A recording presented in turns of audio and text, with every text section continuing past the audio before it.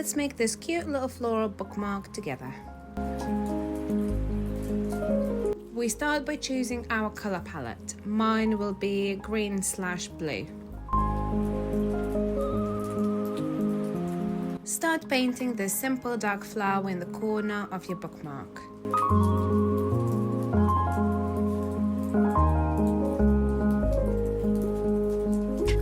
Then, instead of using paint, dip your paintbrush in water and we'll do another simple flower next to it, just a few shades lighter. If you think that your flower is still too dark, you can use kitchen towel to dry a paintbrush and just lift some colour off with your dry paintbrush. Again, without using any more paint, just water, paint another even lighter flower underneath the big dark one. Notice how I'm touching the dark flower slightly so the dark colour can bleed into the light one.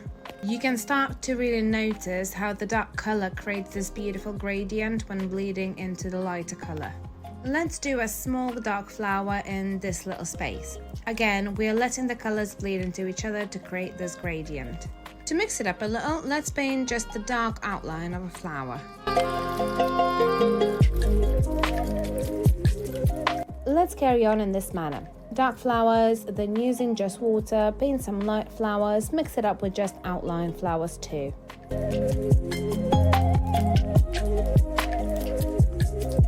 If you fancy, you can create your flowers using different colours. You don't have to stick to just one or two colours. Go crazy if you want.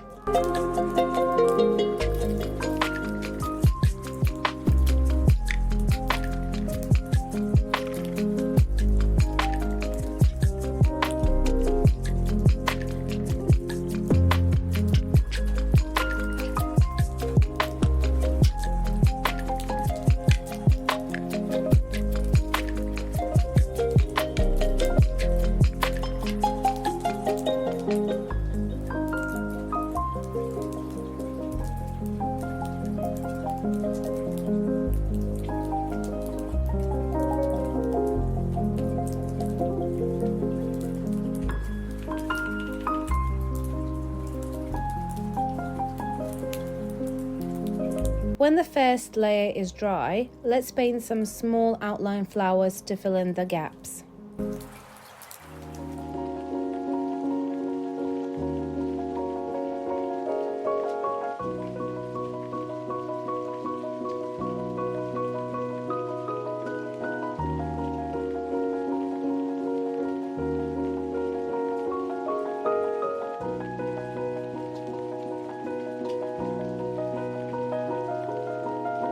Now do the same process but with small dark flowers. Just scatter them around the bookmark.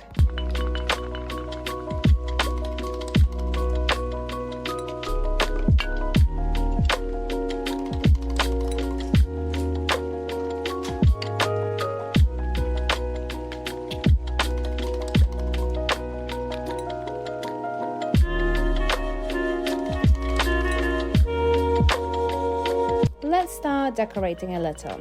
Add some little dots in the middle of the big flowers.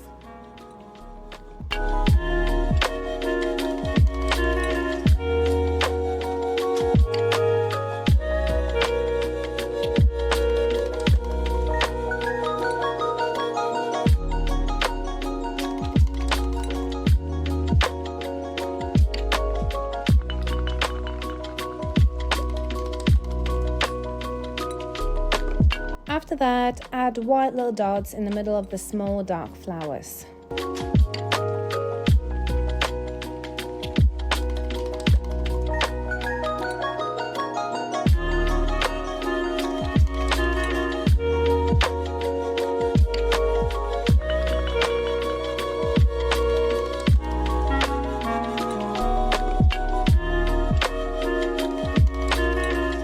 Now it's time for the background.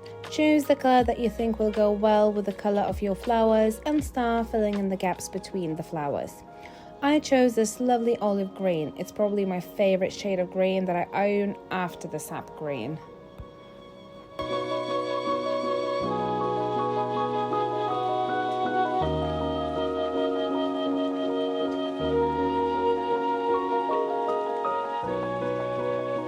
I must admit, it was fairly therapeutic painting this little bookmark, and honestly, it has quickly become my favorite one.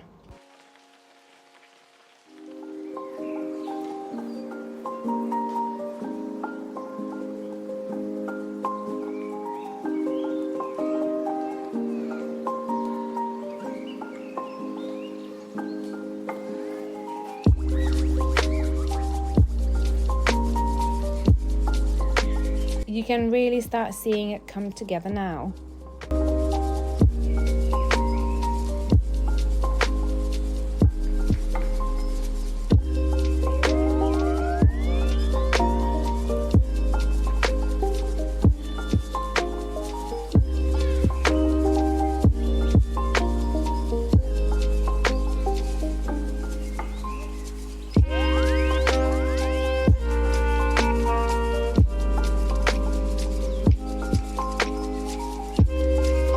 It's time to peel off the masking tape. And voila, you have your one side done. You can leave it as it is, or if you're just like me and want a complete look, let's do the other side.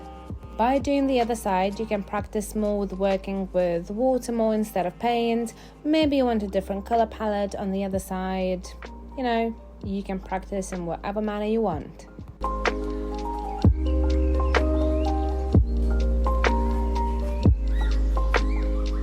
I feel like I got a lot more loose with this side than the first.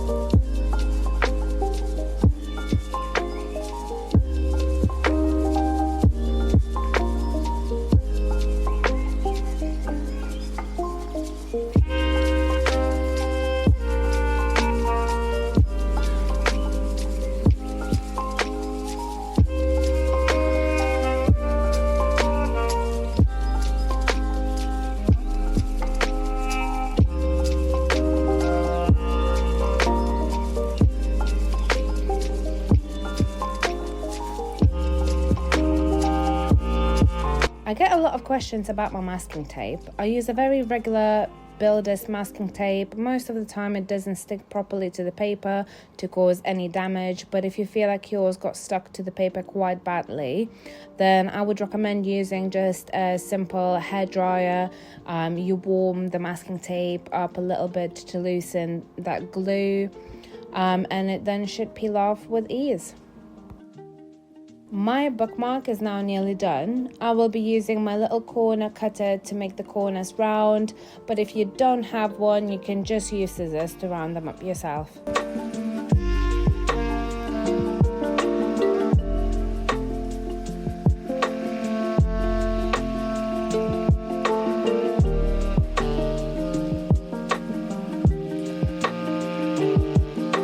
I ended up finding one laminating pouch, so I decided to laminate my bookmark. I quickly realized it was a very, very bad mistake because if I'm honest, I don't think my laminator was in a very good condition anymore. It ended up being far too much effort and hassle than I signed up for.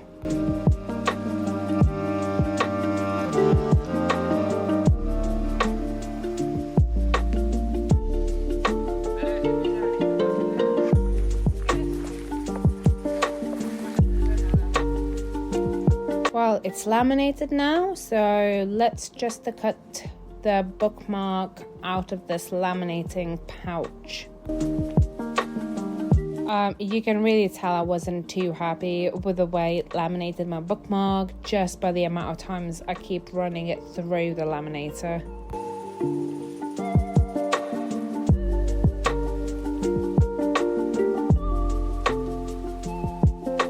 But hey ho, we finally have this bookmark, a lovely little bookmark, and honestly it has quickly become my favorite one. I use it in every one of my books, and I would be very sad if I lost it. Hope you enjoyed the video. Give it a little thumbs up if you did.